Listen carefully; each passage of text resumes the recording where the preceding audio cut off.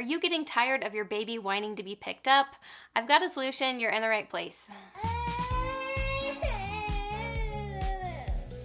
What's wrong?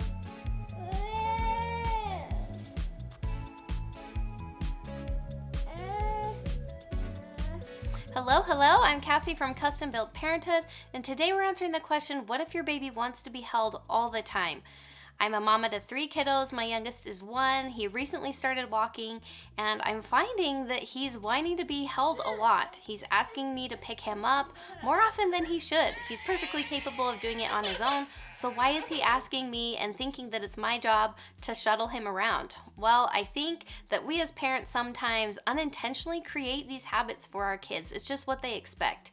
My baby now, through me doing that over and over again, or allowing him to be picked up and carried all the time, he now just expects that, and that's what's normal to him, and that's just the habit that I've created. So today we're going to be talking about what is a secure attachment for your baby, separation anxiety and what that looks like, also how to create and foster natural, healthy independence, and ultimately how to stop your baby being carried all the time. If you do stick around till the end of the video, I will have some extra tips for you of how to stop carrying your baby all the time and encourage them to want to do it on their own. So first of all, what is a secure attachment? Secure attachment is the ultimate goal for every child. It's the idea that they know that they can depend on their caregiver, they know that that caregiver will meet their needs, and they will show signs of distress when that caregiver leaves, but they are able to compose themselves and deal with that. So that's definitely the goal for your baby, and this starts day 1. So day 1 with your newborn, this is the perfect chance that you're laying the foundation to foster a secure attachment for them. What this looks like is just meeting their needs. So all this talk of not carrying your baby everywhere has pretty much zero relevance this young. So at the very beginning, you are spending a lot of time with your baby. You're holding them. Of course, you're carrying them around because they can't move or walk on their own. And you're feeding them, changing them, giving them attention when they need that. You can't spoil a baby. And I have talked all about what a newborn needs in a previous video. I'll link it in the cards as well as the description box below.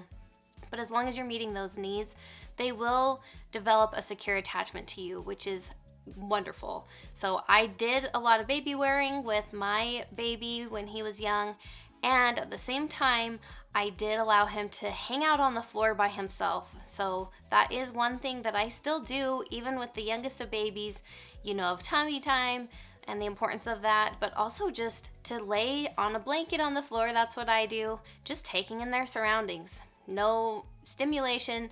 You don't need to be right there with them. Get them used to the idea that you're not always right there in their face. So that's one little thing that I think is important to do from day 1 is spend lots of time with them, meet all their needs, but also do give them a chance to be a little bit independent. With a secure attachment in place, let's now move on to how does separation anxiety affect babies. I'm sure this is a term you're familiar with, and it's a very normal experience for your baby to have. It usually starts between the ages of 8 and 12 months old, and it's the idea that you leave and your baby's all of a sudden gonna freak out. Maybe they didn't used to do that, and now they do. The whole reason is because they now understand object permanence, meaning if they don't see the object, they know it still exists. So when mommy leaves the room, I know she's somewhere and she should be with me, and so I'm gonna freak out. So they now understand this, which is a great milestone, part of their development, but it does make things trickier because they will have that reaction and that response. It's totally normal. After all, you're their caregiver. You're their one and only, right? You're their everything. And so they feel that need to be close to you. And that's good. That's a sign of secure attachment. The important thing for us as their parent is to help them work through this and to help them get over this in a healthy way.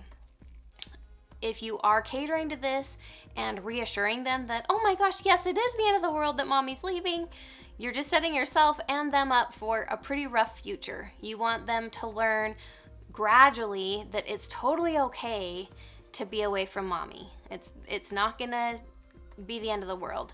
So we're gonna do this by gradually getting them used to this idea. getting a little bit more distance and giving a little bit more time between when you're coming back and things like that. So if you are leaving them during this separation anxiety stage, it's really important that you're not trying to sneak away and not acknowledge to your baby that you're leaving. All you want to do is just have a very brief conversation with them and let them know what's happening. You know, you're going to stay with grandma, let's say. You're going to stay with grandma. Mommy will be back after lunch. And then you leave. You're not asking for permission. You're not overreacting yourself. You're just in a very matter-of-fact and cheerful way letting them know what's about to happen, and then hopefully the person they're staying with is ready to deal with that and handle that to help distract them and get them through that rough time once you do leave, because they will have that reaction, and that can't deter you from leaving. You're leaving no matter what. Let them start learning that principle. Next, let's move on to how to encourage independence in babies. Beyond dealing with separation anxiety, your baby wanting to be carried all the time really just comes down to daily habits. So that's what you're going to be focusing on. As your baby becomes mobile, crawling, walking, it's going to be very natural to them to want to explore. And really your only job is to allow them to do this. Allow them to move, allow them to venture into the other room, create if you've heard of it, a yes space, or basically just a safe place where you're not needing to micromanage them. You're not needing to constantly tell them not to do something or tell them not to touch something. They're able to explore. They're able to go and move around, to learn and to play. And this is helping them gain that independence. You're of course right there in the next room. You're of course ready to help them if they need something, or if they aren't safe. Of course you're going to be aware of that, but you're not hovering right over them. If you've heard of a helicopter parent, that's what you're trying to avoid. At even the youngest of ages, when your baby is mobile, you want to let them do this. I know it can be hard, and we want to be right with them right there with them all the time, but you're just instilling that need for you. You're instilling that dependence on you. So let them struggle while they're trying to build that tower. Let them get frustrated when they're trying to get that shape into that hole. You need to let them experience that and empower them that they don't need you for everything. They can handle things themselves in an age-appropriate way. So that's all you're really focusing on, because that dependence on you manifests itself in many different ways, including wanting to be carried all the time. So if you let them move on their own, you let them go explore and discover and be on their own, they're going to want to continue doing that. If your baby doesn't have this natural tendency, your baby does just tend to be more reserved or more kind of timid, and they're not just going out there exploring on their own, have you be the one that's kind of venturing away from them every so often. Get a little more distance each time, and maybe put a few things next to them, you know, like a bowl and a spoon and a measuring cup or anything you have around your house for them to kind of start realizing that they want to kind of explore and figure out what's new without you right there talking them through it, or just kind of being right there in their business. Encourage them to do some things on their own. So all the information we've talked about thus far is hopefully setting yourself up to avoiding this problem in the first place. You're hopefully created this independent child that now just doesn't need to be carried and isn't whining and crying every time you're leaving the room. However, even having done those things, I still right now have found myself in the boat where my baby is wanting to be carried all the time, because I've just created this habit. Even once he started walking, I still was picking him up too often. I still was letting him just be held a lot of the time. So we are now going to talk about how to stop carrying your baby everywhere. If you're in this boat, how to break that bad habit. First of all, don't worry, it's never too late to set the record straight. Never ever is it too late to reestablish the expectations. So that's what this step is for, is a child who has this bad habit, and now you're going to be breaking that bad habit. All it takes is commitment. You are deciding right now that you're all done being their taxi service. So when you find yourself in the situation where your baby is hanging on you or whining or crying, and you know that that's what they want you to pick them up, or they want to be carried somewhere, all you're gonna do is you're gonna get down on their level, look in their cute little face, validate their feeling, let them know what you're going to be doing and invite them to come with you, and then go and do it. That's all you need to do here. So an example would be, let's say you just got them dressed for the day upstairs in their room. You are now ready to go downstairs and unload the dishwasher. You start to kind of walk away, or maybe you let them know, okay, let's go downstairs, and they start crying or whining or hanging on you or doing whatever they typically do, wanting you to carry them. And you're gonna stoop down at their level and look in their face and say, you really want me to carry you? I'm gonna go and do the dishes. Why don't you come with me? Stand up and walk away. They have been validated. They understand that you know what they want, and you're acknowledging what you're going to be doing. So you're not going to be carrying them, and you're going to be going downstairs to do the dishes. You've invited them to come with you, and you've actually started walking away. Most likely, if this is a new concept, if this is the first time you're doing it, they're going to have a total meltdown, right? They're going to have a tantrum or start crying, or however you want to say it. They're not going to be happy, and that doesn't matter. You're going to still go and do your thing, and you're just setting the record straight. You're letting them know, maybe I've carried you before. From now on, you're going to use your own little legs to come and follow me. And if you choose not to, that's totally fine, but that's not going to change what I'm doing. It's a really powerful message that you're sending with just a few simple words. It doesn't matter how much your baby's talking. They will understand enough of what you're saying to be able to see, even by your actions, the way things are going to go from now on.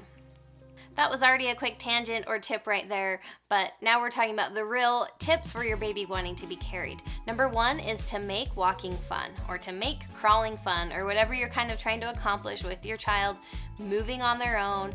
Make it fun and do it with them. Don't just expect them to do it, but actually do it with them. So pretend to be their favorite animal, and we're gonna, walk across the hall like a monkey, or let's stomp down the stairs like a T-Rex, and you're doing it with them. Or what I've been doing lately with my baby, let's kerplop down the stairs on our bums. So, because he's not able to really walk down the stairs yet, and he thinks he's too big to turn around anymore. So I'll hold his little hand and we'll just kerplop down the stairs one by one. It's super fun to him, and it really does stop him dead in his tracks from whining and actually get him moving with me. And I feel like this is a step in the right direction. Even if he's not doing it all by himself, I'm not carrying him. So that's definitely the right idea of getting him to progress towards really just doing it on his own. And of course he does it on his own sometimes, but the times that he's not and the times that he's whining and thinking I should carry him, I'm at least expecting him to do it on his own. The second thing is, don't be deterred by the whining or crying. Like I said earlier, they probably will have a total meltdown, a total tantrum. It will be a crisis to them, but that will fade over time as you're consistent. So don't let yourself ever cave or give in. If you just are having too hard of a time to not actually pick them up and carry them, give them a minute of cuddles. Get down on the floor with them. Don't pick them up, but just let them hug you. I'll do this a lot with my little one, and I'll just sit on the floor, let him come to me, let him put his arms around me, and I'll rock him and hold him, kind of cuddle with him. And once he realizes that I'm not moving, I'm not standing up with him, I'm not carrying him off somewhere, he on his own will kind of let go of me and go about his business because he gets bored. So that's one way of kind of finding a middle ground of not caving, but still kind of giving them sympathy, I guess, if your heart is just kind of going out to them and you want to be there for them. That's one way that I've done it, to not give in, but also let them have that connection with you. Which leads us to our third point. All this talk of not wanting to carry your baby everywhere or hold them all the time, I have to say, don't shy away from connecting with your baby. Don't shy away from holding them. They're still so little. They still need that connection, and that's really important to continue fostering that attachment with you and letting them know that you're here for them. Even if you're not going to be their taxi service anymore, you're still around. You're still very nearby, and build in those times. So make sure you're reading to them if that's something that's important to you. I talked a lot about that I will link here, but read to them, let them cuddle in your lap, establish those routines before naps and bedtime. I also have a video about doing that. And really just let them be close to you a lot of the time. This will help them want to be more independent and make it feel better about being away from you sometimes, because they get their fill. You filled them up with that connection, those cuddles, and that time with you, so that they are more likely to want to go off on their own sometimes, because they know that they have that kind of home base, that safe place with you, and you have filled them up with that. So I have total confidence that now with all this information, you will be able to conquer your baby whining to be picked up. It won't happen overnight, but you will be able to be consistent and send a clear message that this is the way it is moving forward, and your baby will be able to get to an even healthier level to not be quite so dependent on you, and you will be able to get a little bit of much needed space from your baby. If you enjoyed this video, give it a thumbs up. You can subscribe to my channel if you're liking this content. Make sure to hit that bell notification button so that you don't miss any of my upcoming videos, and we'll see you next time.